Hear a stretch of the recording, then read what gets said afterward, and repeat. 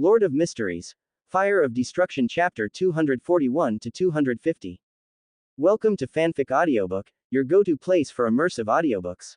If you enjoy the content, don't forget to like the video and subscribe to our channel for more amazing stories.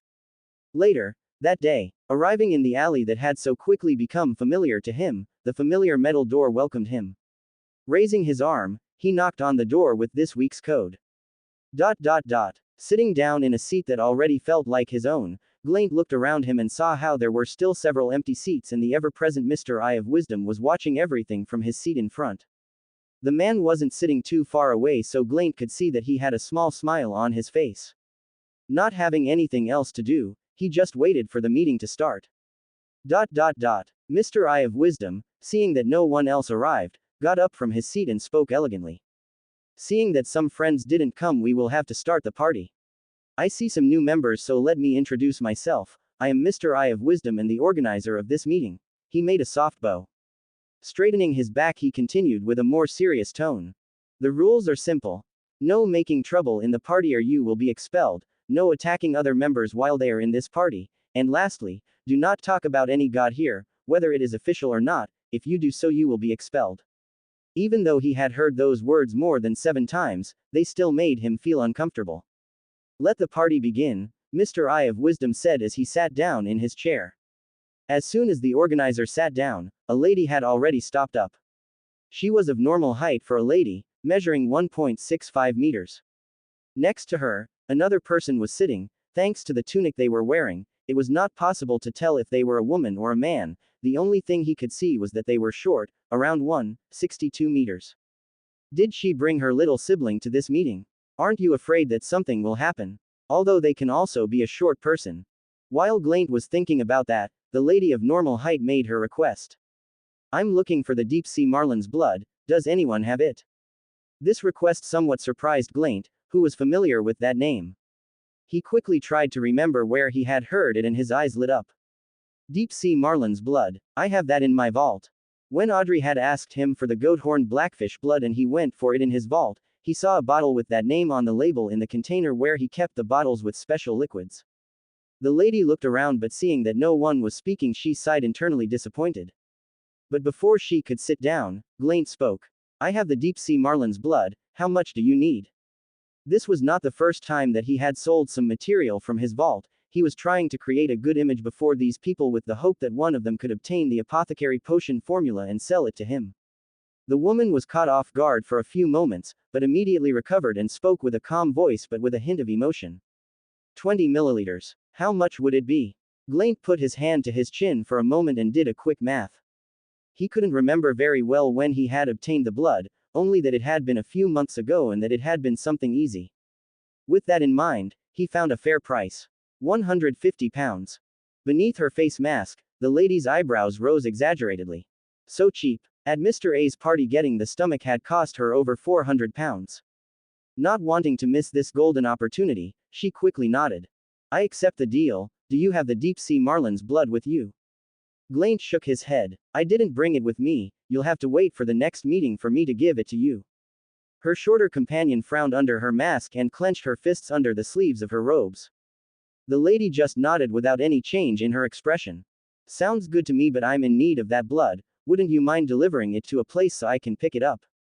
This was something they had previously discussed. Zio didn't want to wait any longer and wanted her to get promoted to Trickmaster as quickly as possible.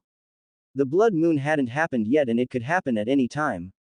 They already had all the other ingredients, they only needed the deep sea marlin's blood. Glaint was caught off guard by this request, but after a few moments, he nodded.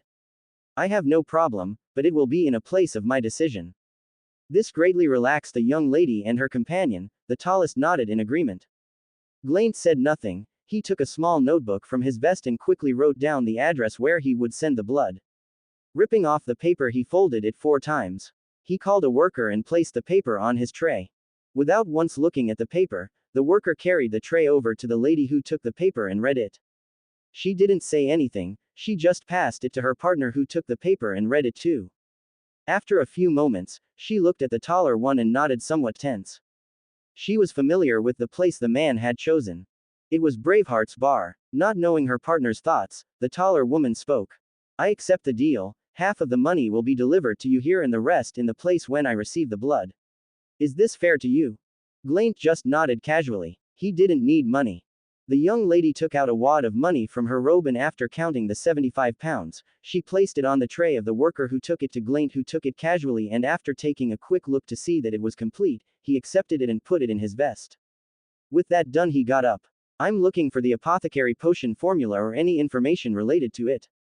Does anyone have it? Glaint asked while looking at the people covered in masks. Quote. Again, no one said anything, and this annoyed Glaint greatly. He had already gotten tired of hoping to get something from this meeting, but after so many times he hadn't gotten anything. He needed to try another meeting, but he didn't know of any.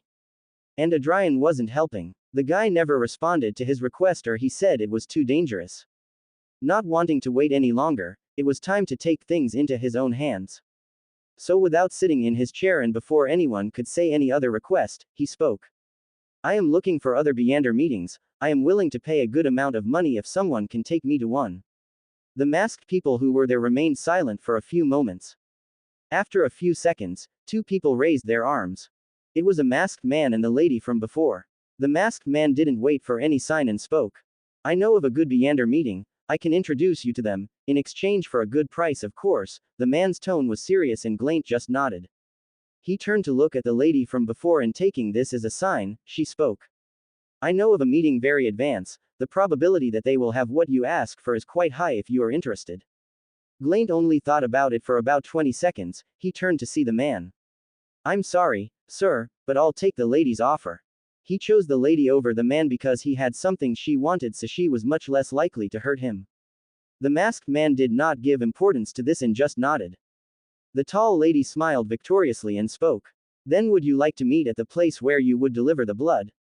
Glaint nodded. Sounds good to me, I'll be waiting for you there. With that, the exchange between them ended, and the one who spoke now was the masked man from before. I'm looking for slumber and dream charms. I heard someone was selling them here. Did he come today? Just like before, no one spoke for a few moments, then a rather young voice spoke with a bit of suspicion. I have 2 slumber charms, 5 pounds each. The one who spoke was a thin man with a simple mask on his face. The masked man nodded and took 2 5-pound notes folded together from his pocket and placed them on the tray of the worker who carried him to the thin man. He took them and checked that they were authentic, but when he went to check the second one, he saw that there was a small note between the two. It was folded in half and had a question written in Hermes in red ink. His suspicion increased to drastic levels and he looked at the masked man for answers. But he just kept quiet. He looked down again and looked again at the paper seriously and considered what to do. He grabbed the note and opened it and read the contents. His eyebrows rose in surprise and he looked at the masked man in astonishment. Is this true? He couldn't help but ask. The masked man nodded. It's true, my boss never lies about his deals, he said seriously. The thin man said nothing, he just looked down at the note again, and after rereading it, he just put it in his vest. I'll give him an answer in a few days, will this be okay for him? The masked man nodded. No problem, he is a patient man above all else. The thin man nodded and sighed, but before he could do anything he saw how the worker was looking at him still with the tray in front of him. Realizing the reason for this, he quickly placed the 2 silver rectangles on the tray that was brought to the masked man, who calmly took them. It's a pleasure doing business with you. The thin man nodded. Everyone watched this interaction curious but unable to ask any questions. The meeting returned to normal. Braveheart's bar, 8:40 p.m. Why it itches so much? Glaint thought, awkwardly adjusting his shirt collar. He was now in one of the rooms that had the bar. They offered rooms for drunks who could afford them to spend the night, and he had paid for one to meet the ladies from before. He was now dressed in a simple shirt with a brown vest and work pants. He had put some makeup on his face to appear older and had old gloves on his hands. He was somewhat nervous. He would meet 2 new possible Beyonders outside of the royal family. He already wanted to know what kind of abilities these would have. If Adrian can use and move through the shadows, what could they do? Control the light, the fire, he thought excitedly. But before he could come up with any crazier ideas, the room door was knocked on, and this startled the Viscount. Quickly calming his racing heart, he walked over to the door and opened it. In front of him now were 2 women. The tallest was about 1.65 meters tall. She has slightly curly brown hair and light blue eyes. The shortest was 1.62 tall and had short, shoulder-length golden hair and dark green eyes. Can we come in? The taller one asked with a smile and Glaint nodded. Closing the door and looking at the two women in front of him, Glaint swallowed. It was easy to see that he was nervous.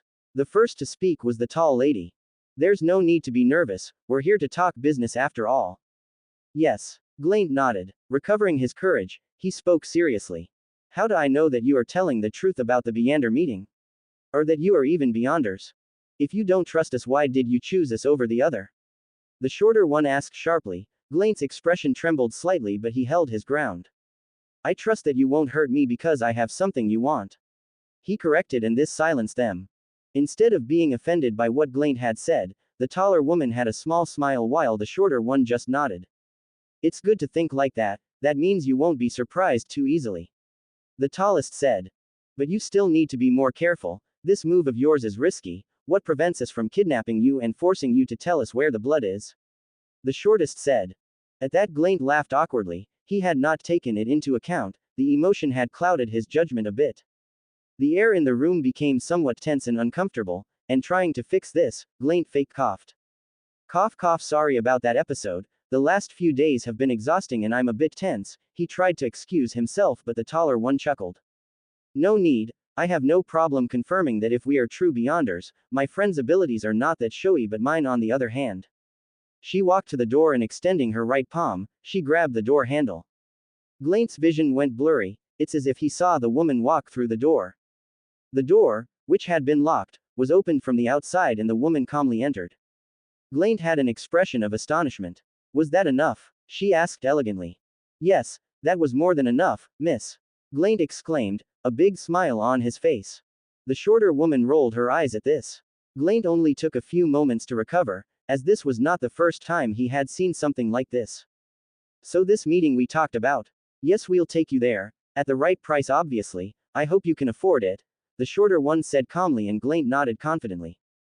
He had brought a good amount of money. Just tell me your price, ladies. He exclaimed confidently. The women looked at this with a flat expression. It would be about £20 to introduce you to the meeting, said the short girl and Glaint nodded a little confused. Why so cheap? He accidentally let go and this confused the women. Ads by PubFuture. What do you mean cheap? This is already a bit of a high price. The tallest said incredulously. Sorry, it's just that I expected it to be much more is all. He apologized as he took out the money and handed it to the shorter one who looked at him with a flat expression. Better pay us when we're already in the meeting, but we want you to deliver the deep sea marlin's blood to us by tomorrow night at the latest. Glaint just nodded and retracted his hand and pocketed the money. He turned to look at the taller woman with a raised eyebrow. Do I know you from somewhere? Your face is familiar to me but I can't place it. The woman's eyebrow twitched slightly but controlling herself, she responded. Surely you saw my face in a newspaper, I am Furs Wall, a famous writer. Oh, so that was why, Glaint exclaimed in understanding and he turned to look at the shorter one. And who are you? She didn't even flinch at that, she had a lot of experience in being provoked. So with a slight nod, she introduced herself. Zio Derecha, nice to meet you Viscount Glaint. Glaint's face was horrified as he looked at the women in front of him. How do you know? My disguise should be perfect. He had hidden his hands this time. Both women raised an eyebrow and took a good look at the man's face. Despite having a little makeup, it did not hide the most important features of his face at all. So if someone took a good look at him, he would be recognized very easily. The man's face was very recognizable because when he took the title of Viscount, his face was on the front page of every newspaper for several weeks. Also, the way he moved and carried himself was too elegant. He stood out like a sore thumb. Quote. They looked at each other without knowing what to say. So they decided to go for the best and change the subject. We'll give you an address to send the blood to. You will also go to this address on Friday at 1 p.m., come with a robe and mask for the meeting. Zio said and Glaint nodded. The disguise that he had put so much effort into turned out to be useless. Furs could only feel sorry to see how down Glaint had become but she didn't know how to comfort him so she could only stand there awkwardly. In a room whose only lighting was a few candles. There was no bed in this room, only nearly empty shelves. The materials they had varied between silver, ink, plants, powders of various materials, different brushes, etc. A thin man with gray-black hair was sitting in a chair looking at the note in his hands, rereading it for the 15th time. He looked just a little older than 17, his purple eyes reading each written word earnestly. His desk had various rectangular, semicircular, and triangular pieces. Some of them had writings in Hermes and ancient Hermes and various symbols full of mysticism. The others seemed simple pieces, without anything special. They were still to be completed. The man sighed as he lowered the note. He put his hand to his forehead and massaged it. Should I accept this or not? He murmured doubtfully as he looked at the note again. Hello Mr. Mystery Prior _ You don't know me and I don't know you either. But I do know several things. The first one is that now you are wondering who I am, what I want with you, and if you are in danger. Ads by PubFuture. You are not in danger. Who I am you will know if you accept this, otherwise you will never hear from me again. The only thing I want with you is to form a relationship that benefits us both. I offer you a deal that no one else will. I am looking for beyonders like you. I'm building a team and your abilities will be very useful. I've seen what your charms are capable of and I know you have the ability. What I offer you is simple. I offer you to never again have to worry about money, potion formulas, or materials for your charms and other things you want to do. You will have my protection and that of our team members. Obviously, we hope you return the favor. The team protects each other after all. All I ask is your absolute loyalty and that you follow us wherever we go. We will be moving a lot after all. I'll tell you right off the bat, there will be great dangers if you accept this. The things you will face will be things you could never have imagined. Monsters that not even the most disturbed of minds could imagine. Your life will always be in danger. But all that danger also comes with rewards you never imagined receiving. Riches that not even the most greedy and covetous could imagine obtaining, or even touching. If you reject this there is no problem, I would just like you to sell me the mystery prior potion formula and that is all you will know about me. Sincerely YM_. He brought his thumb to his mouth and began to gently bite the skin. What do I do? What do I do? What do I do? Not only I don't have any clues to the Melee Scholar's potion formula, but very soon I'll have to start using the money I saved up for the formula. He still wasn't desperate enough to accept an offer to join a team. Only after multiple and exhaustive divinations would he consider accepting. And he would only consider it for the sole reason that the guy was considerate enough to say that his life would always be in danger. Looking at the signature he frowned. Who is YM? Perhaps an acronym for his name. ... The masked man who had bought the slumber charms was now in the sewers, standing in military salute in front of a red-headed man. There were balls of fire floating around them, lighting up the dark sewer. He no longer had his mask on, allowing people to see his reddish-orange eyes. The message was delivered, sir. The target took it and says he will give you an answer in a few days, sir. Adrian smiled at this. It's good to hear that. But then he laughed mischievously when he remembered something he had done. The signature he had used had been an acronym for. Flora, who was looking at this interaction, could only sigh. She had woken up just a few hours ago and already wanted to go back to sleep. 3:40 p.m. Letting out a shaky breath, Furs sat down on the sofa and sank into its softness. She looked up at the living room ceiling and let her mind drift. On autopilot, she took a vial out of her purse and looked at it. The liquid in it was a dark blue color, with blue bubbles in it. Shaking the vial in her hand, the blue bubbles swirled and smacked into each other. Her expression was a complicated one as she stopped waving the vial and held it in her palm. Don't drop it, Zio said as she entered the room. Furs snorted in amusement and shook her head with a small smile. Even if I dropped it, it wouldn't break. These kinds of vials are resistant to drops and bumps, she said confidently. Are you willing to test that out? Zio asked with a raised eyebrow. Furs' smile tightened for a few moments before her head fell in defeat. No. Shaking her head, Zio approached her friend and carefully took the vial from her hand, and looked at it. This is the blood of deep sea marlin, she thought seriously as she looked at it. The last missing ingredient for the Sequence 8 potion, Trickmaster. A while ago they had gone to pick it up at the place they had agreed with the Viscount Glaint. Putting down the vial, she looked at the clock in the room. 3:40 p.m. There are still more than 4 hours left until nightfall and the moon rises. The advice Holmes had given them had echoed in her head every night before she went to sleep. She had never seen an episode of Furs, but if the ravings were dangerous enough for Holmes to have the courtesy to warn them, then it was very, very serious. Taking her gaze from the clock, she glanced at her friend and her brow furrowed in concern. Furs kept looking at the ceiling of the room with a flat expression. Sighing, Zio walked to the sofa and sat next to her friend. Taking her hand and squeezing gently, saying in this way that she was here. Furs only moved her head enough to see the worried face of her best friend. You will never have to put up with this on your own again, I won't let you. Zio said seriously. Seeing the conviction that emanated from Zio's green eyes made Furs chuckle softly. Chuckle that quickly turned into a loud laugh, so much so that Furs brought her free hand to her mouth to try to stifle the laughter. Hee hee, if you could see your face.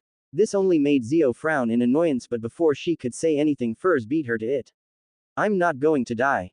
Zio looked at the serious and determined face of her friend. Furs' blue eyes shone with a great desire to live. I'm not going to die, she repeated, squeezing Zio's smaller hand as she placed her other hand over her friend's. Green and Blue looked at each other for a few seconds. Zio let out a soft smile as she placed her other hand on top of Furs's. Taking care to keep the vial tightly closed. As if I was going to let you in the first place. She teased a bit and this made them both laugh. They laughed for a while at this silly joke. When they calmed down they returned to look into each other's eyes for another moment. The first to break eye contact was Furs, who looked down at their hands. She removed her hands from Zio's but not before grabbing the vial back. Getting up from the sofa she turned her head and looked at her friend who was looking at her. Are you going to accompany me or not? She asked with a teasing smile as she turned her head and went to her room without looking back. She already knew that her friend would follow her. Zio just smiled. She jumped up from the sofa and quickly followed Furs. On a table were all the ingredients for Trickmaster's potion. The stomach pouch of a spirit eater. The blood of a deep-sea marlin. The essential oils made from hornbeam. The string grass powder. A blossoming red chestnut flower. And the pure water. Are you ready? Zio asked. She was standing next to Furs.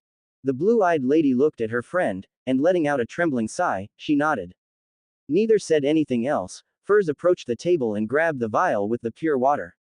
Using the tools they had to ensure the correct amount of ingredients were made, Furs quickly concocted her potion. First, the supplementary ingredients, 80 milliliters of pure water, 5 milliliters of essential oils made from hornbeam, a blossoming red chestnut flower, and 10 grams of string grass powder. First, she placed the liquids and then the solids. In the pot, the liquid was a blue-black color, with multiple dark bubbles that when they burst let out a horrible smell of rotten eggs.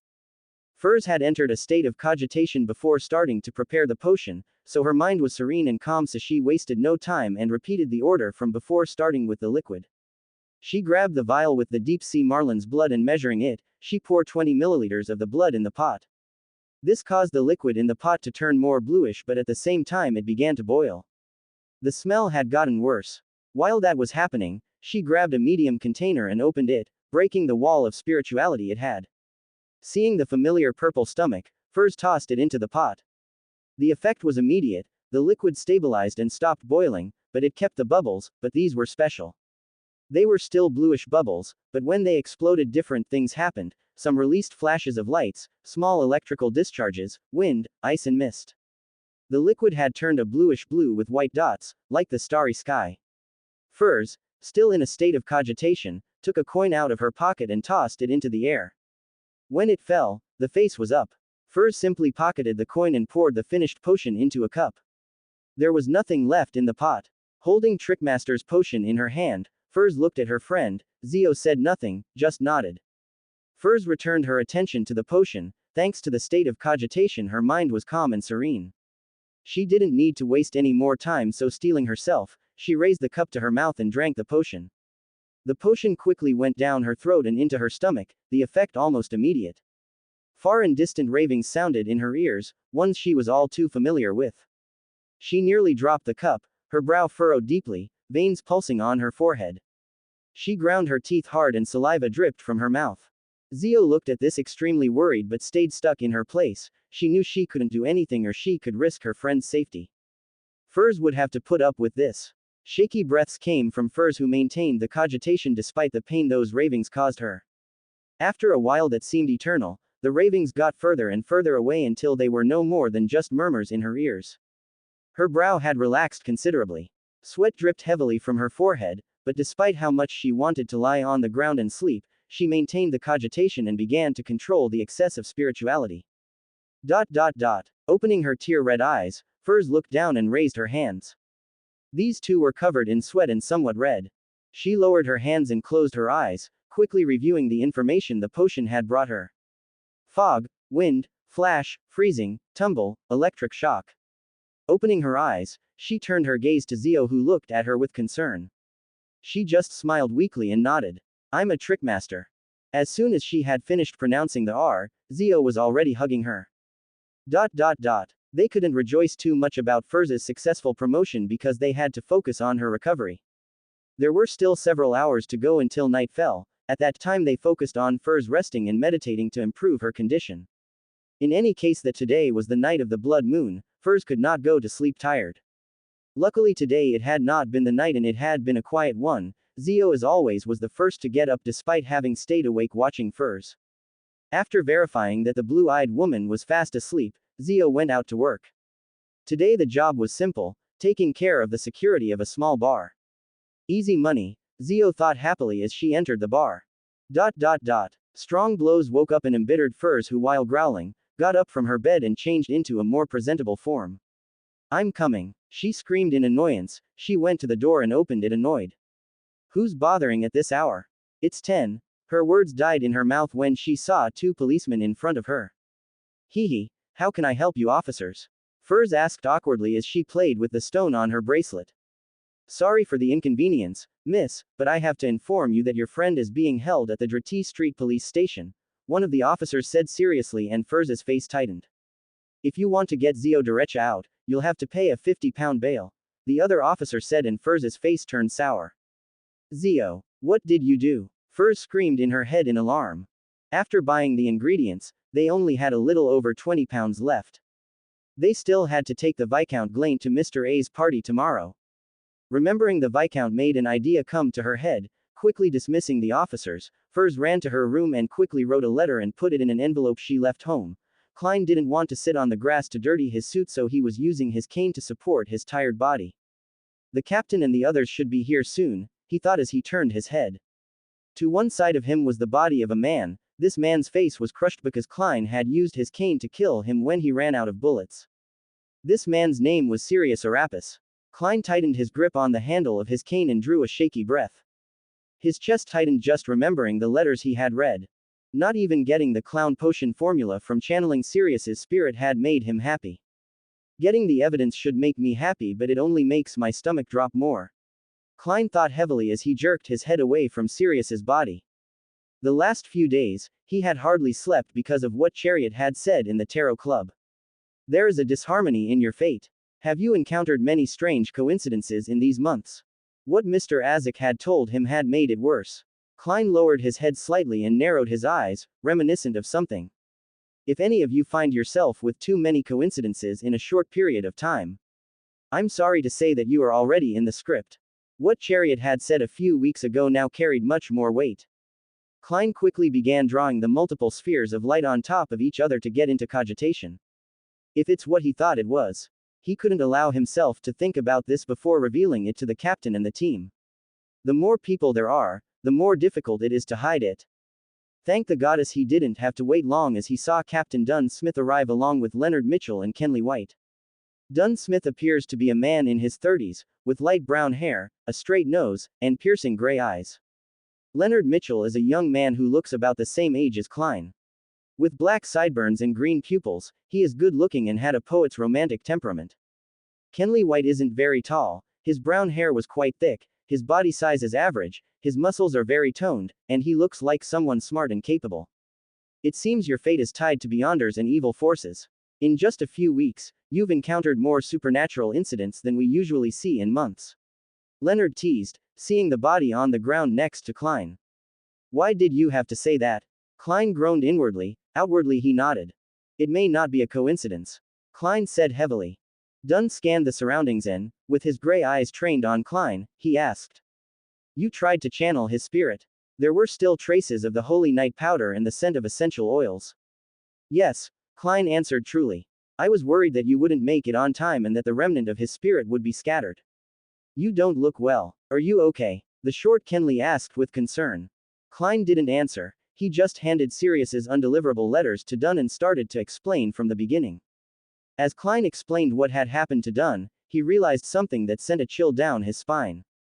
Just as I'm about to leave the library and find more clues about the ritual, I run into Sirius and have no choice but to kill him. That's ridiculous. That was a huge coincidence. Thinking of that, he couldn't help but remember the red chimney. Klein? Dunn asked with a raised eyebrow. Huh, Klein blurted out. Ads by PubFuture. You fell silent in the middle of the explanation, Leonard teased with an amused smile while Kenley looked away. Is something bothering you, Klein? These last few days you've been very tense. Dunn asked, having averted his gaze from the letters. The corners of Klein's mouth twitched slightly, but he quickly controlled himself and began to speak. It was now or never. Haven't you noticed something strange these past few weeks? He asked, somewhat worried and heavy. Dunn widened his eyes, somewhat confused, and asked. Like what, Klein? Klein immediately responded. Coincidences. The air seemed to thicken and the light breeze that passed by turned icy. Dunn's expression became more serious and hard. Elaborate. From how we found the Antigonus family notebook, the fight with Ray Bieber, and the most recent, Sirius Arapis, have been very weird. I can't help but feel that all these things were discovered by a coincidence. This sudden change of atmosphere caused Leonard's smile to fade and his expression to turn serious. Klein sighed and continued. But that ritual Sirius talks about in his letters, my spirituality tells me there's more to it than I see. This was a truth as well as a lie. The lie was that at no time had his spirituality reminded him or pointed out something strange. The truth was the ritual, but he only knew it thanks to Chariot. All of this combined makes me feel awkward and strange. I also can't help. Klein had to stop for a few seconds to gather his courage. Feeling ready, he dropped the bomb. I can't help but feel like we're characters in a story that someone is writing. Klein's words seemed to hit Dunn, who fell silent, his brow furrowed in thought. He then widened his eyes in surprise. He turned to look at Klein. You're right, he said with absolute seriousness that surprised the three present. Klein, I know you are tired, but you will have to come with me. Klein didn't say anything out of surprise, he just nodded back. Dunn then turned to look at Leonard and Kenley. You guys will stay and guard the scene. I'll have old Neil and Sika come here to help you.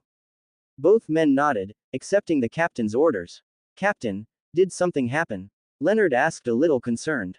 I'm not sure, but if it's what I think it is, then this is way more than we can handle. Dunn answered heavily. He turned to look at Klein and said, let's go. Klein just nodded and quickly followed Dunn. They both took a carriage to the Blackthorn Security Company. The two wasted no time, greeting the receptionist Roseanne in passing as they both entered Dunn's office. Klein watched as Dunn quickly began preparing a telegram with some discomfort. Ads by PubFuture. He hadn't expected the captain's reaction to be so strong. He had originally planned to point this information out for the captain to investigate further before doing anything else. But it turns out that just that information was enough for this. Klein thought seriously as he watched as Dunn finished writing the telegram and prepared it to send. The captain must know a lot more about what's going on than he does. He then nodded. That was the most likely option and most likely the correct one. Sitting down at his desk after sending the telegram, Dunn raised a hand to his forehead and scratched it. Seeing that the captain wasn't saying anything, Klein steeled himself and asked. Captain, what did you just send? Dunn didn't answer, he just scratched his forehead a few more times. After a few moments, he stopped this and raised his head. I called for reinforcements. In a house that had a red chimney attached to it. On a table that was attached to the side of the bedroom window of this house. An ordinary notebook was open and a dark blonde man was writing in it with an angry and disbelieving expression. What just happened? Single quote. Everything was going well a few moments ago, but then the quill was released from the seal and began to write. Thanks to him being in the room, he realized this and was able to stop the feather. Looking up, he saw the sentence that the quill had written. Thanks to the information revealed by Klein and his experience, he was able to notice the very possible participation of Ince Zangwill. He didn't hesitate and quickly went to his office at Blackthorn Security Company to call for reinforcements. Ince Zangwill's plan will certainly be ruined and he will be caught. Oh, poor wretch Ince Zangwill. The story he had been writing didn't even get to the point and it's already over. This just shows that he is a useless writer. Greater than. The last 4 paragraphs had been crossed hard and were being rewritten. He only wrote the not-so-probable participation of Ince Zangwill and requested reinforcements to investigate further, thus becoming a reconnaissance team. Greater than. These paragraphs were written and Ince Zangwill's expression became tense, his hand that held the quill was trembling. Forcing himself, he continues writing. Ince Zangwill's plan is going smoothly and will be completed successfully. Greater than. The hand that held the quill trembled violently and unable to hold it anymore, Ince quickly put the pen in a metal case that he sealed just as quickly. It seems that not only are you horrible with your hands on the bed but at writing as well, a woman's voice teased to the side and Ince turned around annoyed. Lying on the bed and barely covered by the sheet was a beautiful black-haired woman. She had a mischievous smile. Keeping that smile, she tilted her head slightly. Oh, sorry, did I say something that hurt you? Ince ground his teeth and ignored the woman. He returned his attention to the notebook. His eyes focused on a name. Klein Moretti, he thought venomously, gnashing his teeth even more. Adjusting his hat, he moved up Cuss Street following the march of the workers. His purple eyes took in everything around him, from the workers to the homeless. Where the fuck are you? He thought, annoyed. He didn't find what he was looking for, so he could only look down and continue on his way. Arriving at the factory, he arrived at his designated post and began to work. Wearing a mask and worn-out work gloves, he began his work. Hey Tom, could you tell me from which pharmacy you bought the medicine that cured you? Lately, I've been feeling pretty bad. Unable to contain his curiosity, he slowed down what he was doing for a few moments and turned to look. A middle-aged man, pale and with several wrinkles on his face, was talking to a brown-haired man with eyes of the same color. Marcus, I told you not to eat any more of that stuff, look at you now.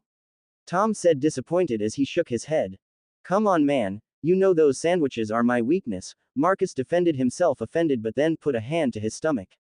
I can see that, Tom said with a flat expression, but then continued with a sigh. And to answer your question, I have no idea. It was my little mouse who got the medicine, I would have to ask her.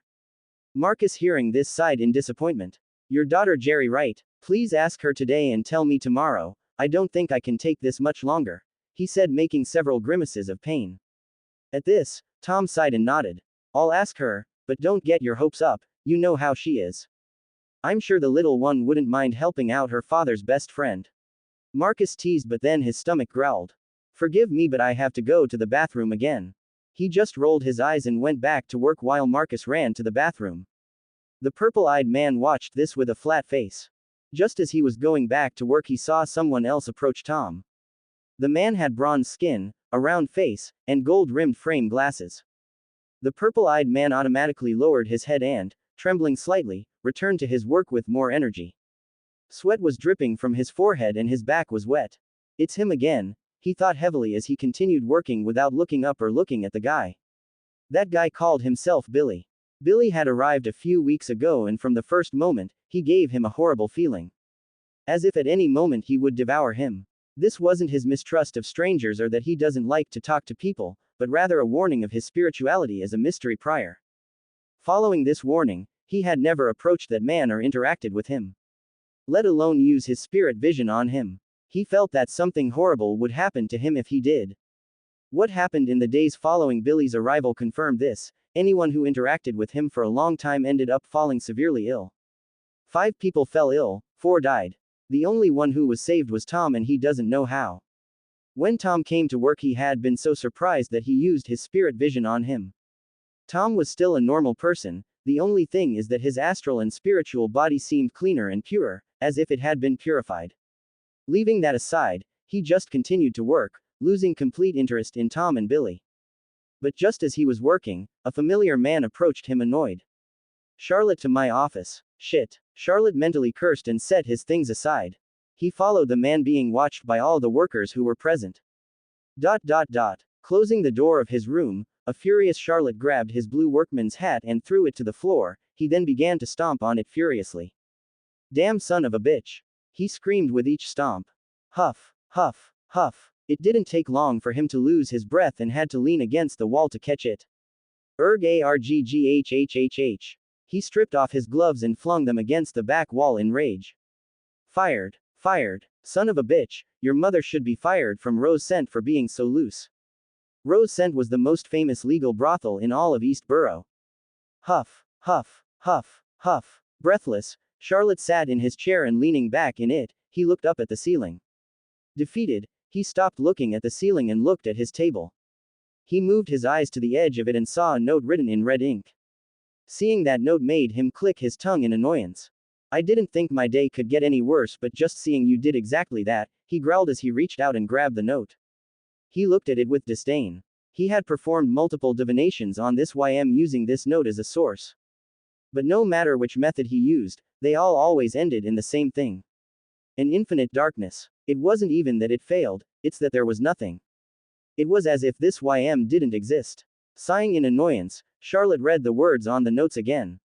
When everything had failed him, he only had one thing left, his intuition. His intuition had saved his life many times and now he had to use it to know whether to take this offer or not. The offer is very good. Not only will I no longer have to worry about the ingredients for my charms and rituals, but I will even be able to have potion formulas. This is too good to be true, he thought seriously. But despite thinking that, his intuition told him otherwise. Because it's so good, you'd be an idiot not to take it. His intuition said like this was the most obvious thing in the world. Clicking his teeth, Charlotte put the note down on the table and got up. Walking to the corner of his room and kneeling, he moved a table in it, revealing a secret compartment. He first reached into a pocket of his jacket and took out a small vial. He opened it, letting out a strong acid smell. He scrunched up his face at this, but holding back he lowered the vial into the hole and shook it slightly, spreading the scent into it and scaring away any nearby rats. With that done, he covered the vial and put it away. He reached into the compartment and pulled out a medium wooden box. It was a simple dark wooden box, without any detail or specialty. Charlotte simply placed the box on the floor and opened it. This one had several money bands on it. Calmly, Charlotte grabbed one and began to count. 415 pounds, he mumbled, counting the last bill and sighed heavily.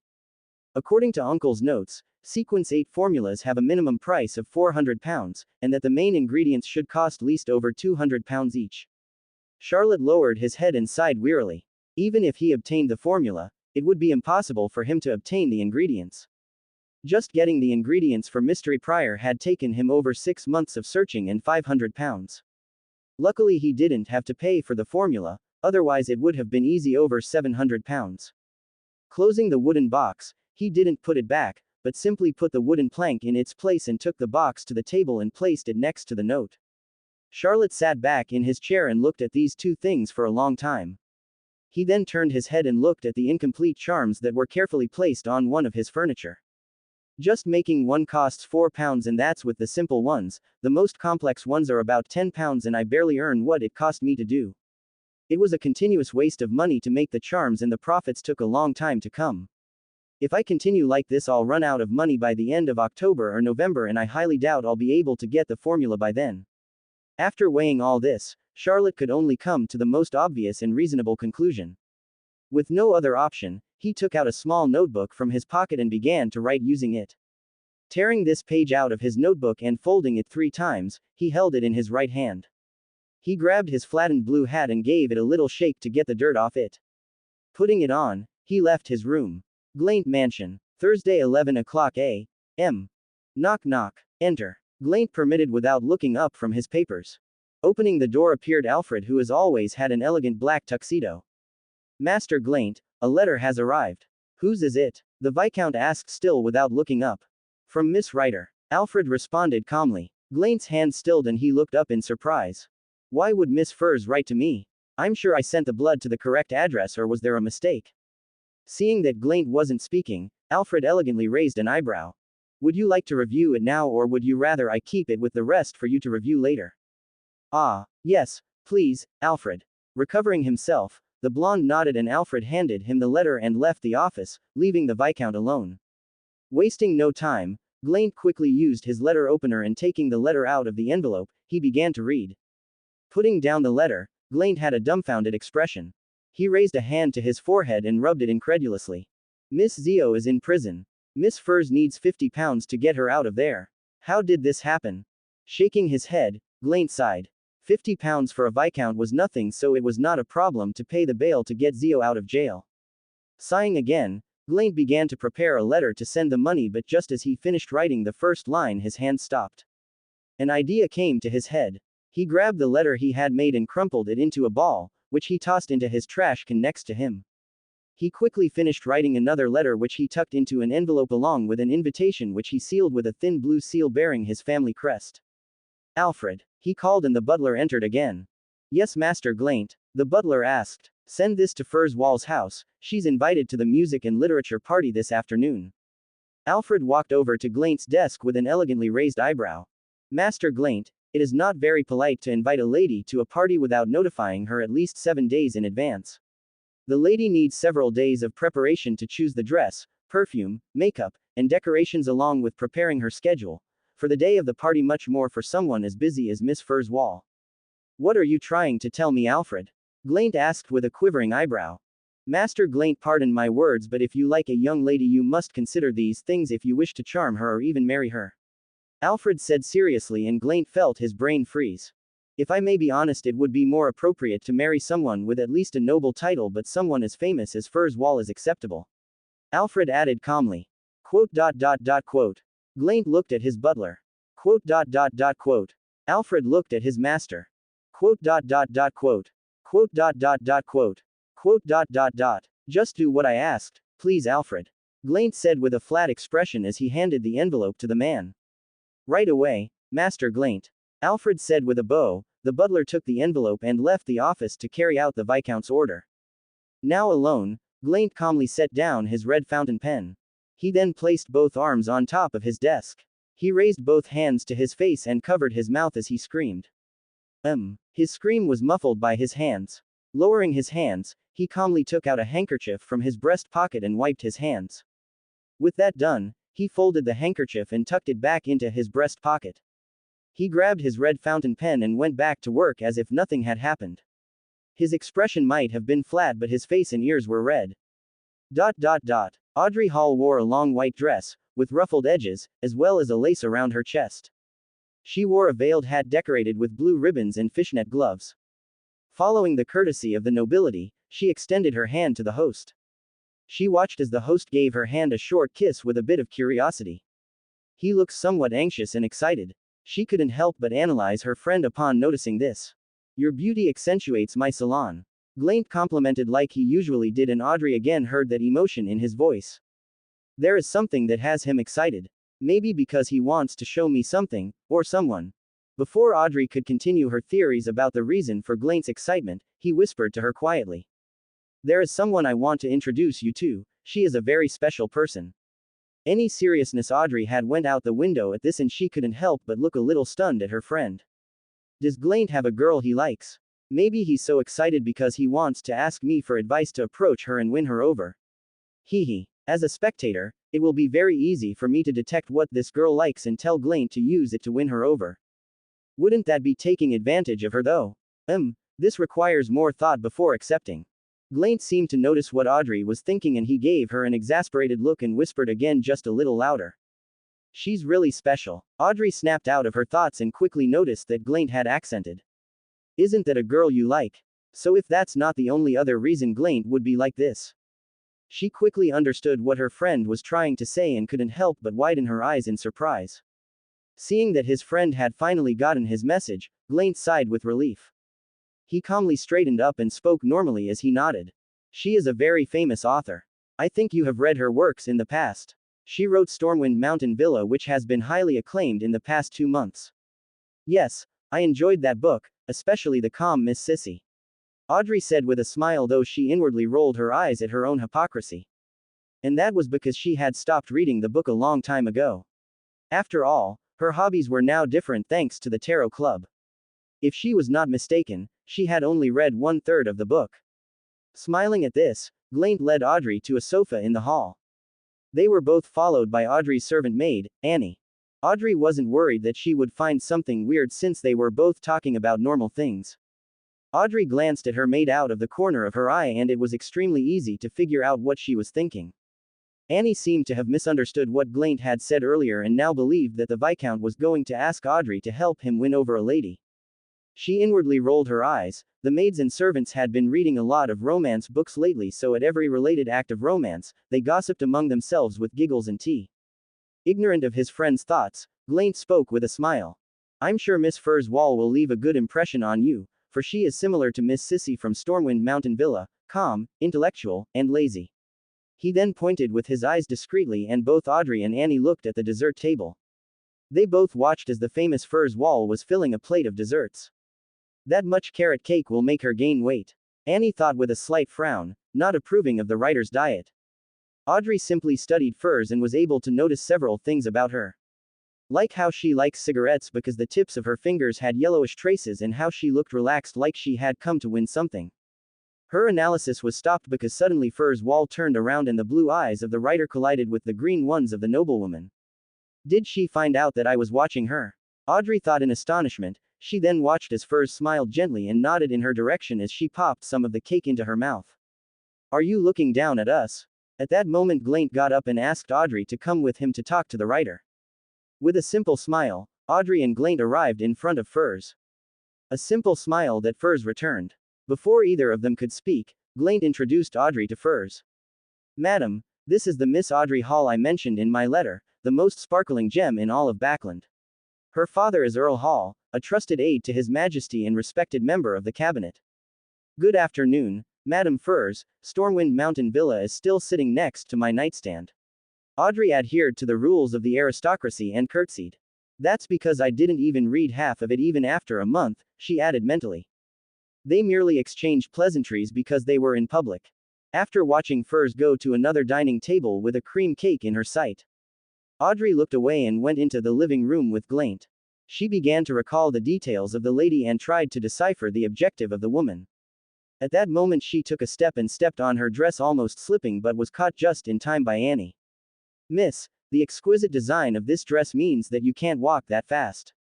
Annie leaned close to Audrey's ear and whispered. I know, Audrey said, embarrassed, her face red. She had been so focused on looking at the others that she almost made a scene. After smilingly greeting authors, critics, and musicians, Glaint finally gave her a sign that Audrey was very grateful for. The muscles in her face were already aching. With the excuse of wanting to go to the bathroom, Audrey left the room, and making sure no one was following her, she went up to the first level where the man's office was. She then spoke. I have something important to discuss with the Viscount Glaint. Guard the door. Don't let anyone in. All right. Annie found nothing strange with this request. This wasn't the first time Audrey and Glaint had done this, so she was used to it. Audrey walked into the office and locked the door. Turning around, she saw how Glaint was playing with a pen and standing in front of the bookshelf. Furs wall was nonchalantly turning the pages of a book. I will introduce you both again, Madam Furs, a true Beander. Glaint put down his pen and walked over. Is that so? Audrey intentionally exaggerated her feeling of doubt. Although she was surprised to meet a Beander in person, she still had her doubts. A small smile formed on Furs's face, who calmly put the book back in its place. Looks like I'll have to prove myself. She then made the same move that she had previously made with Glaint, approaching the office door and grabbing the handle. As Audrey and Glaint watched, Furs became incorporeal and walked through the door. Then the door that was locked was opened from the outside as if nothing had happened. Audrey looked behind Furs and saw how Annie hadn't realized what had happened. This is the second time I've seen it, but it still amazes me. Glaint said excitedly. Audrey sighed softly and nodded. I have no more doubts. She had also confirmed Furs' motives. Someone with that ability could sneak into anywhere and steal money and materials. She must have needed something else. Furs chuckled and said, let's interact honestly. We don't have much time left. She looked at both Audrey and Glaint and spoke. I was working at a clinic as a doctor where I got the chance to become a Beander. That was 2 years ago. She then looked at Audrey. I had offered Mr. Glaint a deal to take him to a Beander party where he could obtain potion formulas and materials together with my partner. But a problem occurred and now I need your help to solve it. I asked Viscount Glaint for help and he said if we took you, he would accept. So he invited me today to introduce myself to you and offer you the same deal. Furs finished explaining. Audrey only took a few seconds to answer. What is the problem that requires our help? She asked. This was also a way of saying that she accepted. And that was because she needed a channel to obtain formulas and materials other than the Tarot Club. She also needed this channel to obtain materials and formulas for the members of the Tarot Club. Glaint smiled at his friend's response and Furs also smiled and said. My partner got into trouble and now she's in prison awaiting trial. I need you to use your contacts to get her out of there. It doesn't matter what method is used. Wait, I thought it was just a £50 bail. What happened? Glaint asked, confused. At this question, Furz's expression turned embarrassed. My partner Zio Derecha is a very respected and fair person. She took a protection job at a bar that ended in a pitched fight and she was imprisoned for this. Originally it was just like you said, a 50-pound bail but. Quote. In her cell, she was accompanied by some former Black Skull gang members and she knew them. To make it short, now those men are in the hospital with several broken bones and in a small coma, and Zio is seeing at least 3 years for assault. It's possible that she also had a little alcohol. Zio was never good with her drink, hee. She ended up laughing nervously. Glaint and Audrey looked at her with surprised expressions. But she's only been in the cell since this morning. Glaint said, stunned. It's a personal matter. Furz responded shortly. Both nobles noticed the tone with which the woman had spoken, so neither asked more. Trying to change the subject, Audrey asked. Why didn't you take her out, Madame Furz? With your abilities it would be very easy. At the question, Furz shook her head. She can't go to the places that I can. I can only go and have a little chat with her. Besides, life is very short and I think that risking my life to get her out is not the safest thing to do. There are still many options left before trying that. Friday morning. Letting out a shaky breath, Charlotte raised the coffee cup to his lips and took a light sip. His purple eyes were looking around him, scanning each person for this ym. Trucada Cup is a cafe that is located on Celeste Street. Its specialty was its bitter coffee and its curious tea. This was a fairly popular cafe in the area, so it wasn't unusual for it to be somewhat crowded. This was one of the main reasons why Charlotte had chosen this place. It is much less likely and more difficult for this ym to do something to him in a cafe full of sober and alert people than in a bar full of drunks whose senses are reversed and mistake the bathroom for their table. Where are you? Charlotte thought uncomfortably as he took another sip of his coffee. He looked up at the wall above the counter. There was a clock hanging there and it said 8:57 a.m. 3 minutes, is he that punctual? He thought, a little stunned. Hey, did you hear? Holmes has been seen hanging around the Dead Rose area. A man whispered loudly from behind Charlotte. The fire mage. This caught the attention of Charlotte, who, having a little time to spare, decided to pay attention to this. Mr. Holmes. Well, that man doesn't know when to stop, replied another younger man. Right. A few days ago he destroyed Deadshot and now he's going after Dead Rose. At this rate, East Borough will be cleared of all its gangs before the end of the year. The first man said cheerfully. Single quote. Single quote. At those words, Charlotte couldn't help but nod slightly. With his eyes, he gave another pass to the cafe and saw how the people were chatting happily. If someone had told me in May that I would see this, I would have died laughing at such a ridiculous joke. Charlotte thought dazedly as he looked down at his cup of coffee. Seeing people laughing and being happy in East Borough 3 months ago was ridiculous. They would call you crazy for just saying that. How can there be happiness in such a place? Where so much death, disease, and suffering live and nobody does anything to change it. Happiness in East Borough did not exist. Until 2 months ago. The arrival of the fire mage changed everything. He came with a bang. Attacking the bar where the second leader of the Black Skull was happily drinking and dragging him away never to be seen again, gave much to talk about. But after a few days without anything happening, this disappeared. It was also thanks to Black Skull, who was looking for their second in command but found nothing. But suddenly, one day, Black Skull began to be hunted like rats by the authorities. Nobody knows the reason for this, but in a week this gang disappeared. The rest of Backland may think this was a move by the authorities to show they still had power in the East Borough. But East Borough thought differently. They knew the reason for this, thanks to the words of one of the members who was in the bar when the second leader was kidnapped. Whatever Holmes did caused the authorities to move in for the first time and wipe the gang off the map. This is officially Holmes' first appearance, a minor one that no one gave much thought to until what happened next. After a time of silence, Holmes reappeared in a fiery spectacle. In the middle of the day, this guy hunted and killed more than half of the Creed gang, in the middle of the streets or in bars, it didn't matter. Not satisfied with that, he went and burned down the gang's main base and burned the boss alive in front of everyone. There he earned the name Fire Mage. It didn't stop there. A few weeks later he destroyed one of the largest illegal brothels in Backland by freeing the women and burning the boss and all his men along with the brothel, which burned to ashes. And on the same night, he released a large group of people who had been kidnapped from the southern continent. Finally, a little over a week ago, he assassinated the head of Deadshot together with his strongest men in his secret base without the guards outside knowing what happened. Not satisfied with that, he stole all the money from the head of his own house and returned all the stolen property to its owners. With no money and no one to guide them, the rest of the gang fell apart with no one to save them. Of course, there were several who were stubborn and tried to save the gang. These people were found burned black and with the classic Holmes business card on them. The changes weren't very noticeable at first, but now the impact Holmes had had on the East Borough was so obvious it was impossible to ignore. Security had been greatly increased throughout the East Borough, much more so in areas that had been cleared of its main gangs. Crime was going down day by day and it was becoming safer to walk the streets. Of course, it was still dangerous and there was still a lot of death, but it was slowly getting better. Without being extorted by the gangs, people could pay for their food and could even afford to buy medicine for the sick. The gangs were terrified and their activities had greatly diminished. The smaller ones had joined together to survive and the larger ones were much more careful due to the great danger that Holmes was. No one in the East Borough did not know the name James Holmes.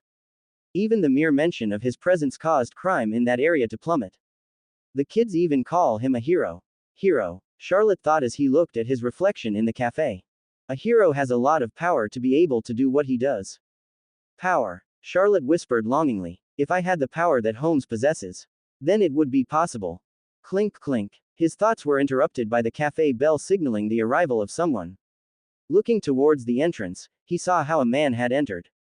A chill went up his back and without being able to control it, his vision changed. A whirlpool seemed to arise deep within his purple eyes that were focused on the man. To his eyes, the man's aura was revealed. It was blue mixed with orange. Calm, careful, and a little joy. He subconsciously did an aura analysis when his eyes noticed something else. Deep within that man's ether body was an orange-red flame, burning with power. Strong. He was surprised by the intensity of the flame and looked up at the man's face. Scarlet eyes and purple eyes collided. On the man's face was an amused smile as he raised his finger and moved it side to side. At that moment a waiter approached that man. Welcome to Trucade, a cup, sir. Would you like to order something to take home or will you stay? Thanks to the fact that the bar was not very big and he was sitting near the entrance, he was able to hear the conversation. The red-eyed man gently shook his head, and still maintaining his smile, he responded. No need, I'm here to see someone. Oh, so you've located who you're looking for? The waiter asked politely. The red-eyed smile sharpened, returning his eyes to Charlotte. Oh yeah, I'm looking at them right now, if you'll excuse me. Without waiting for an answer, the red-eyed man began to walk towards him. Why? Seeing the man approaching him made Charlotte snap out of the trance he was in and quickly massaged the bridge of his nose with a cold sweat running down his back. It happened again, he thought heavily. His vision returned to normal at the same time that the red-eyed man sat down in front of him. With a tight smile, Charlotte spoke nervously. Are you him? Well, I am me. The man teased and Charlotte tensed a little. Are you seriously joking right now?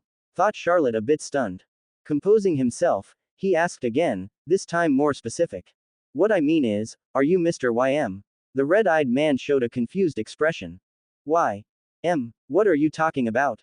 Huh, Charlotte looked dumbfounded at the man in front of him. He didn't have time to process anything since the red-eyed man was smiling at him.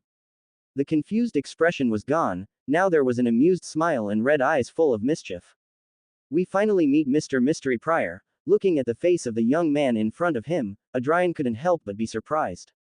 Although the stress of living in the East Borough has taken its toll on his face, I can still say that he is quite young. The young man in front of him had a sharp face and a small nose, he had a scar on his right eyebrow that almost reached his eye. And what eyes, the redhead thought pleased, a sharp smile threatening to grow on his face. The boy's purple eyes were sharp and alert. The boy was attentive to any movement from him and his body was tense, ready to react at any moment. Sighing slightly, Adrian calmly commented. There's no need to be so tense, we're here to chat, right? So why don't we relax and introduce ourselves? Alright. Charlotte narrowed his eyes and took his left hand out of his pocket and placed it on the table. Now both men had both arms on the table. In Charlotte's clenched fist, he held a hidden charm, ready to use at any moment. He's careful, I'll give him that, but he doesn't know how to hide his motives. Any self-respecting Viander would notice that poorly hidden charm. Flora said with amusement. Adrian smiled and nodded in agreement with the woman's words. You can call me Adrian, it's nice to meet you, Mr. Mystery Pryor. Hey, don't say that in public. Charlotte scolded quietly in annoyance. He looked around and seeing that no one was paying attention to them, he breathed a sigh of relief. He then turned to look at the red-eyed man, somewhat annoyed. Don't call me that, Mr. Adrian. If you do that again, this meeting is over and I'm leaving. Adrian chuckled quietly and asked. Then what should I call you? You haven't told me your name yet. This guy, Charlotte thought in annoyance before sighing and answering. I'm Charlotte, nice to meet you, sir. The pleasure is mine, Adrian said with a small smile. Before Charlotte's watchful eyes, he took out his brown vest and opened it to check the time. Charlotte looked at this tensely. He had to restrain himself from using his charm at this movement of the man. To calm down, he looked at the pocket watch and couldn't help but marvel at its beauty. It must be very expensive, Charlotte thought in surprise. Adrian did not pay attention to the look that the young man gave him. He simply closed the pocket watch but did not put it away but kept it in his left hand. Before we do anything, Mr. Adrian, I'd like to talk more about our business, Charlotte said seriously. No problem, just tell me and I'll answer them with pleasure, Adrian said with a small smile as he leaned back a little more in the chair. In fact, I have prepared something for this. Our business is private, so I took some preventive measures, Charlotte whispered loud enough for only Adrian to hear. He then took out from his jacket a small old notebook and a short pencil before Adrian's watchful eyes. He opened it to a page and held it out to the man. Here are my questions and I would like you to answer them. Please just write in the notebook. The cafe is the safest place, so he had to stay here at all costs. So far the man called Adrian hadn't given him any reason to distrust him, but that meant nothing. He won't trust someone he barely knows for 5 minutes. Who knows if he asked him to follow him to another place to talk and it turns out that it was a trap and he kills him. Very careful, that's good, you'll live longer, the redhead praised as he took the notebook and read it. Thank you, Mr. Adrian, Charlotte said with a shaky smile. There were several questions and doubts that Charlotte had about joining the team that he did not dare to ask out loud. Upon reading this question, the corners of Adrian's lips threatened to tremble. Well, at least he focuses on what is important. I would also like to know that the team I am going to be a part of is rich or poor, Flora said in agreement with the young man. Adrian didn't say anything, but he also agreed. Reading the question again, he couldn't help but be reminded of a certain money-loving fool. You would get along very well with Klein. He also asked about the salary before joining the Nighthawks. If you guys met, you might become best friends, maybe even soulmates bonded by money, the redhead joked as he continued reading. The rest of the page was more of the same, asking about the services that the team had, the objective, and what they planned to do in the future. Putting down the notebook, Adrian looked at Charlotte and smiled. I've read your questions and I understand them. It's not every day a complete stranger comes along and offers you a deal so juicy that you'd be stupid not to accept it. But answering them in writing is stupid when we're face to face, so ask Charlotte. Charlotte was speechless and looked at Adrian as if he had grown another 5 heads. Adrian chuckled at this and gently shook his head at Charlotte's annoyance and astonishment. Our business is not something we can just talk about, Charlotte whispered in annoyance, looking around in fear that they had drawn attention. You don't have to worry about that, they can't hear us, Adrian said nonchalantly as he looked out the window of the bar. What are you saying? That they can't hear us? Charlotte asked in a daze. Adrian didn't answer his question but instead smiled mischievously at Charlotte.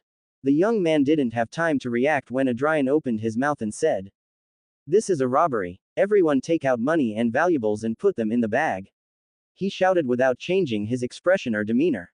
What the fuck? Charlotte looked at what the redhead had done, speechless. He froze without understanding what happened. Adrian smiled calmly and tilting his head, he said, See, they can't hear us. Charlotte looked around the cafe and confirmed that what Adrian had said was true. All the people in the bar continued eating and drinking calmly, as if they had not heard what happened. This makes no sense. That scream must have been heard even by those outside the cafe.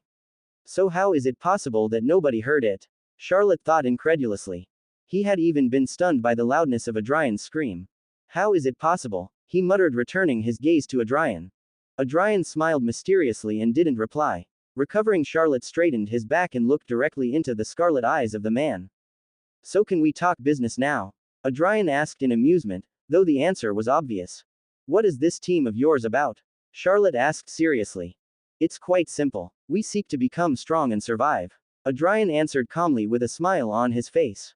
That was a secondary reason that hid the main reason. He wouldn't tell him it was to prepare his sequence 4 ritual.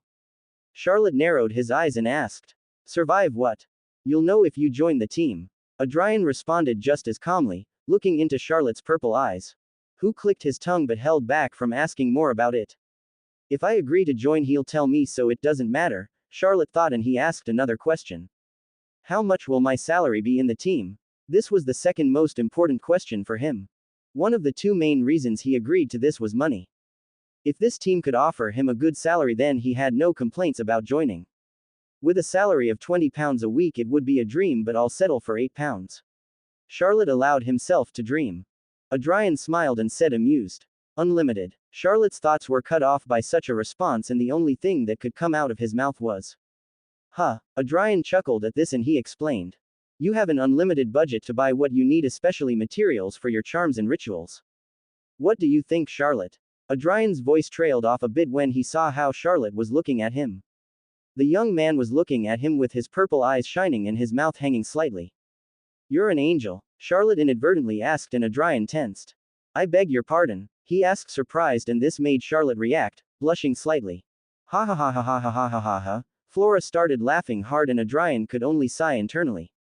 The young man raised his fist to his mouth and coughed falsely. Cough cough, sorry about that. Yes, that's perfect with me. Money is the way to a person's heart, Adrian thought. An awkward air surrounded both men. Trying to disperse it, Charlotte asked another question. "I'll give you a case. I've been looking for a formula for months but haven't seen a shadow of it. My question is, will you be able to get it for me?"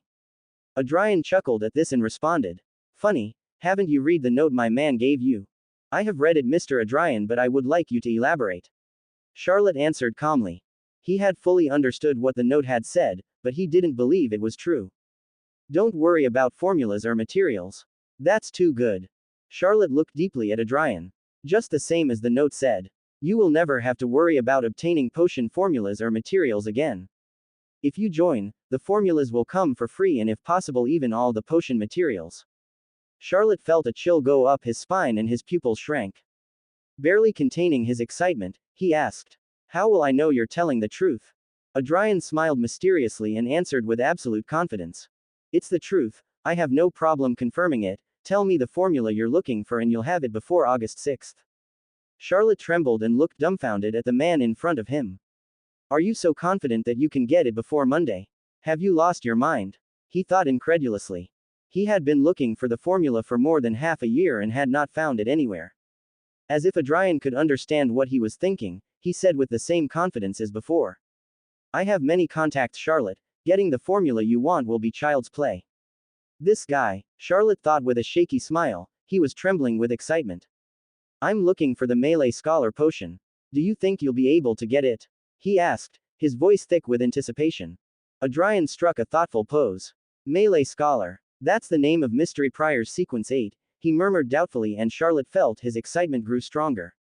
If Adrian knew that Melee Scholar was the name of Sequence 8 of the Mystery Prior pathway, that meant that I can get it. Really? He was no longer able to contain the emotion. Adrian smiled and nodded. "Like I said, child's play. You'll have it before Monday." "Before Monday. Monday. Monday." Charlotte muttered in astonishment with his head lowered, staring at the wood of the table.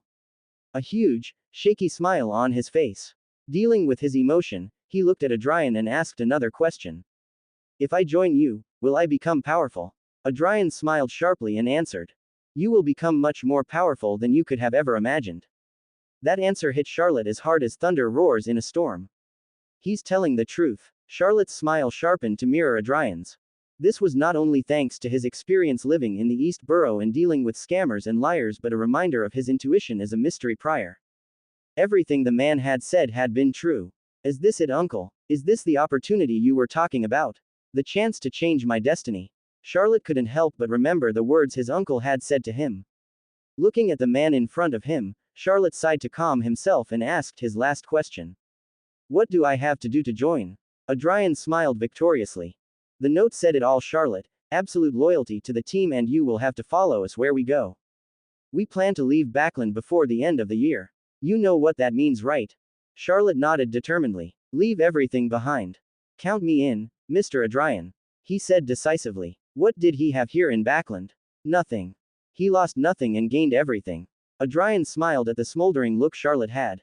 He then chuckled. Forget that, sir. We're on the same team now.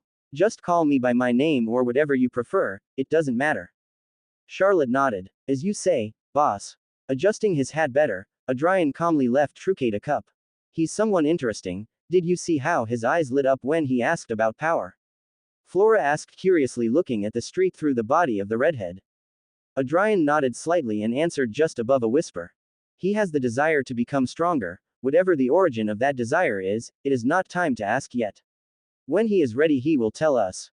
Thanks to the fact that the streets were full and noisy, no one cared that the redhead was talking to himself. Flora snorted. Just be careful that this desire doesn't put us at risk. Although it's okay to want to become stronger, one also has to be careful not to get lost in that desire. I've seen many members of the Jacob family get lost in the desire to become stronger, or who want so badly to restore the power of the family that they don't realize the danger they are putting themselves in. Flora said heavily. Many of those members wanted the best for the family but only managed to hurt it even more. Flora continued speaking and Adrian frowned. She's letting go. The redhead noticed and didn't like how this was going. At that, the redhead could only sigh softly and spoke calmly. Flora, it's not time to despise yourself. What kind of demigod does that? Where is your honor as a Jacob? Do you think your ancestor would like to see a demigod from his family sobbing like a little child? At Adrian's provocation, Flora couldn't help but get angry. Fuck you, tomato princess. At least let me vent a bit, or do you have no heart? Adrian smiled and nodded. On my chest, there is only an ice cube and a bit of peach juice, my dear. The redhead teased and Flora snorted annoyed, but Adrian could tell that there was amusement in that snort. There's my good girl. Leave that scorn behind, that you're not like that. You're a proud Jacob and that's how I like it. Shut up, idiot. Flora muttered in embarrassment. She noticed that the redhead was trying to comfort her in his own way and this made her heart warm a little. She was sure that if she had a body now she would have a small smile, a blush on her cheeks, and would be playing with her hair. Shaking her mind, she quickly tried to change the subject before her mind played another trick on her. Dreaming of a night of passion with the redhead was enough. Why did you tell him that you'll meet again later in the cafe? Are you planning to ask him out on a date? Flora teased, amused. And she is back to normal. The redhead smiled victoriously as he answered. Not necessarily. I just want to introduce a new student to my class, the redhead said, amused, and Flora immediately understood what the man wanted to do. Are you sure about that? Although the brat is behaving better, that's only when she's in front of you. Knowing her, she will consider that guy as competition. Flora expressed her doubt and added. Her way of competing is brutal, I'll tell you that. Adrian smiled and nodded. I know. How could I not know that about my student being her teacher? That would be a shame. Besides, don't you think that the two of them complement each other very well? From this, a rivalry will be born that will make them grow more than they would achieve alone. You and your crazy ideas. Flora sighed in exasperation but had to agree. Someone who wanted to get special abilities and someone who wanted to get power would complement each other very well. Even more so considering the brat's competitive personality. I'm not worried about the brat, but the other guy, will he be able to bear it? Adrian smiled sharply. Don't worry, I'll make sure of that. Poor bastard doesn't know what he's got himself into. Flora falsely lamented for Charlotte. After that last exchange, both of them were silent for a long time. And that was until Flora broke it. Hey Adrian, don't you think that guy Charlotte? Don't you think he's a little gay? Quote. It took the redhead a few seconds to process what Flora had said. And when he did, ha ha ha ha ha ha, Adrian burst out laughing. At this Flora was upset. I mean it, didn't he look a little gay to you? Oh shit, ha ha ha ha ha ha. At Flora's annoyance, Adrian continued to laugh incredulously. The two of them may not realize it now or have simply decided to ignore it, which is most likely, but for better or worse, they had both become closer. Blackthorn Security, Tingen City. Klein swallowed a little. He adjusted his shirt collar a little because it was suffocating him. This presence is oppressive. I don't think even iced tea can calm me down, he thought heavily, but before he could continue with his thoughts he felt a tap on his shoulder. Poke. Just as he turned his head to see who it was, his cheek was pressed by a gloved finger. Looking at the owner of the hand, Klein could only sigh. Hello, Leonard. You seem a bit nervous. Leonard said with his usual poetic smile, but Klein noticed that his smile looked strained. You feel it too, don't you? Klein thought, empathizing with the poet. He turned his head to the door of Dunn's office and felt a chill go up his spine. Leonard also suffered the same, but trying to ignore it, he sat next to Klein on the sofa, smiling at the latter. He had sat a little closer to Klein, who ignored this by focusing his attention on the door to the captain's office. At this, Leonard only sighed internally and also looked at the office door. No one knew how long they were looking at the door, but at one point it was opened and a group of 6 people came out of it one by one. The first person was a woman. She had raven black hair along with deep black eyes and very pale skin. She is Nightmare Lucia Faust. Lucia looked at Klein and Leonard and nodded gently in their direction. She just did that and stood to one side of the door. The second person to come out was a man, with ash black hair and light honey eyes. His nose was high and his lips thin. He is Sol Asurer Truker Drimmy. Truker looked at Klein and Leonard and smiled at them. He nodded while touching his glabella and stood next to Lucia. The third person was another man, with gray hair and deep black eyes. He is Spirit Medium Albert Franks. The man completely ignored the existence of Klein and Leonard and stood with his companions. The fourth person was a woman Klein and Leonard were familiar with. She was still wearing her black hooded robe and silver bracelet, and her blue makeup only highlighted her blue eyes. Recently promoted, Spirit Guide Daily Simone. Madame Daly looked at them and gave them a small wink before coming to stand next to her companions. The last 2 people came out together. One of them was Nighthawk's Captain Dunn Smith. The other was a man slightly taller than Dunn. He had close-cropped golden brown hair and blackish-green eyes. Nightwatcher Crestet Sesimir. All 5 people wore red gloves. Even Daly. Crestet Sesimir had in his hand a silver briefcase that since he arrived on Thursday afternoon, Klein noticed that he has never let go. What kind of sealed artifact is there that he dare not drop it? Klein thought, barely allowing himself a quick glance at the briefcase. So far we haven't found much, but that's normal considering who we're dealing with. Sesimir said seriously to Dunn, who nodded calmly. Then the demigod turned to look at Klein, who felt the same chill as before but much stronger. Thank you for your information. Regardless of whether we catch our target or not, your contribution will be remembered. Sesimir only looked at him for a few seconds before turning to his team. Come on, we'll be investigating for 2 days without a break. Remember to look for the house with the red chimney. None of those present complained but nodded, and the 5 of them left the office. Only when the group left the room did Klein release a heavy sigh that he didn't know he was holding. Is that a demigod? They are terrifying, he thought with his wet back. I have no idea who is stronger, Chariot or Sesimir, but I don't want to find out. If a demigod gives so much pressure, how much more pressure will be 2 demigods fighting? Klein thought in a cold sweat. Leonard was no better as he wiped his forehead, which was sweaty and hair was sticking to it. You should be happy, Klein. Receiving those words from the sword of the goddess is amazing. Leonard tried to joke, but Klein just looked at him with an expression that said. Dunn looked at the duo and could only sigh as he pulled a handkerchief from his pocket and wiped the sweat from his forehead. Leonard is right, Klein. Receiving such a compliment is an honor. If you manage to move fast, it's very likely that Sesimir will take you under his wing like he did with Daly. Not you too, Captain. Klein thought, shooting the man a betrayed look. Seizing the opportunity, Leonard asked the question that had bothered him since yesterday. Klein, my friend, tell me, how did you manage to see that red chimney in your divination? According to what I heard from the red gloves, that should have been impossible. Klein controlled his expression and made the excuse he had spent the whole night planning. It was just luck. I was divining about other things when I managed to see that red chimney by accident. When I tried to see her again by repeating the divination, nothing happened, so I didn't give it importance, thinking that it was something else. I only decided to mention it because it might be useful and because I couldn't get it out of my head. I never thought it would be a key clue, Klein said, honestly, not honestly. So it's like that, Dunn said, putting a hand to his chin, deep in thought. You certainly are lucky, Klein. I wish I was as lucky as you. Leonard said with a smile, but his eyes were telling Klein something else. Klein couldn't read minds, but he could understand with extreme ease what Leonard was trying to say. Sighing, Klein adjusted his hat and entered Howe Street. He could see the divination club in the distance and could only sigh. There is no rest for the unfortunate. Klein lamented internally. With everything that was going on, he couldn't allow himself to relax. The captain's words still rang in his ears. Shortly after the Red Gloves left the Blackthorn Security Company, Dunn had called all the members into the room and informed them of what had happened. This is ridiculous. I've only been in this world for 1 month and I already have to deal with a church traitor. Klein lamented for his luck, but unable to do anything, he could only accept this. I have to digest Seer's potion as soon as possible and advance to Clown. Klein thought decidedly, but at that moment he raised his right hand to his mouth and yawned. Scratching his eye, he could feel his body asking him to rest.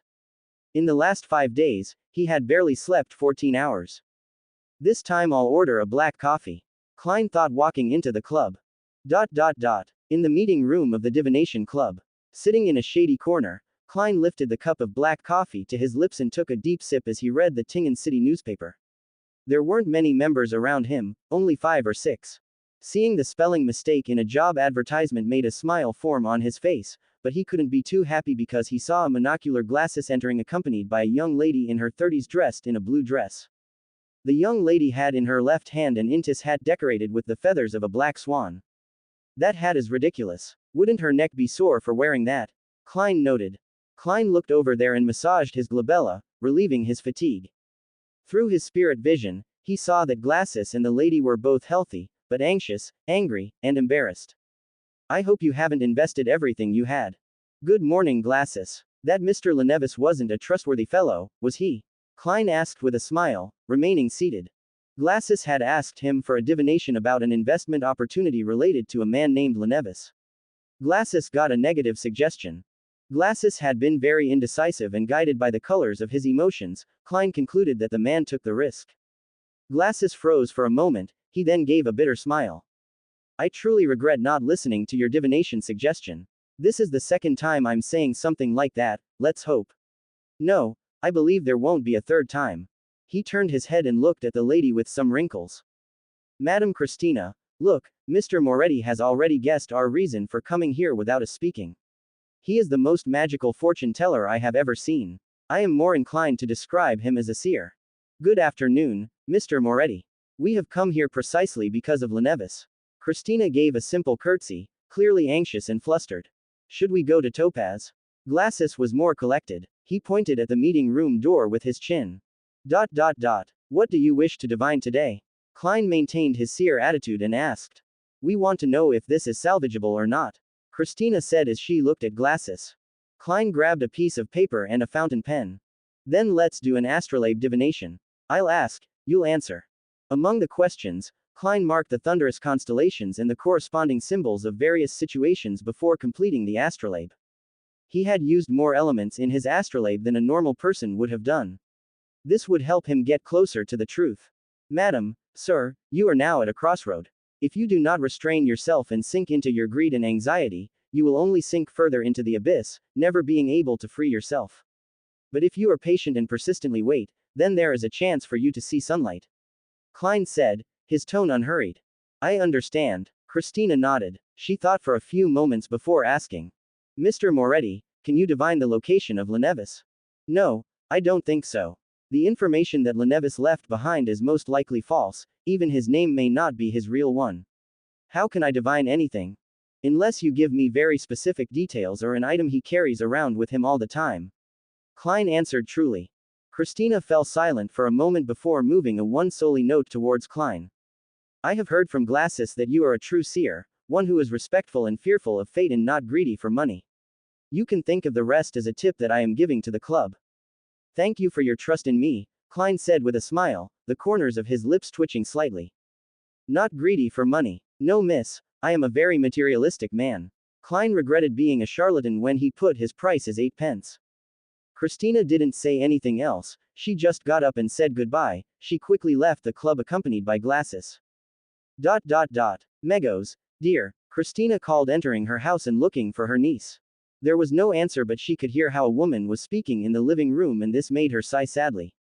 Placing her imported Intis hat on the rack next to the door, she gently touched its texture. A person as sweet as Lenevis turned out to be a fucking wretch. She could only curse internally as she let go of the hat that had been a gift from the aforementioned to her. Lenevis had given expensive gifts to all the family members to thank them for giving him the blessing to date Megos. She shook those thoughts from her mind and approached the living room where she could see her niece sitting on the sofa. She had a shiny forehead, long blonde hair, and a pair of large honey eyes. These large eyes gazed with enormous love at her belly as she caressed it gently. That man sounds like an excellent person from the way you talk about him, my baby. She was then silent for a few seconds before laughing softly. Hee hee, you say he pranked the angry pigeon and made him kiss plucky bird. Hee hee hee. While Megos laughed while stroking her stomach, Christina was watching this with pain and sadness. Megos had fallen deeply in love with Lenevis, and the way he had abandoned her after getting her pregnant had hurt her a lot. Her parents are too busy trying to explain to the rest of the family why the wedding won't happen. Her grandparents had died 5 years ago and now it was Christina's responsibility to take care of her. The other members of the family supported her, but since they had been conned by Lenevis they couldn't help much. The only consolation Megos had was to fake conversations with her unborn baby. So despite being in a rush, Christina decided to give Megos another few minutes. I would love to meet this uncle of yours, is there any way to make that possible? The blonde asks with a smile. But after a few seconds, her happy expression turned into one of confusion. Question mark. My baby, what does that mean? Megos again fell silent for another few seconds as if she was listening to something. Her expression became even more confused. I don't understand, she muttered a little dazed. Megos, dear, can we talk for a moment? Before Megos could ask more, her aunt spoke to her. Turning to look at her aunt, Megos smiled sweetly and nodded. Of course, Aunt Christina. My baby was just telling me stories about his uncle, she said softly as she caressed her tummy lovingly.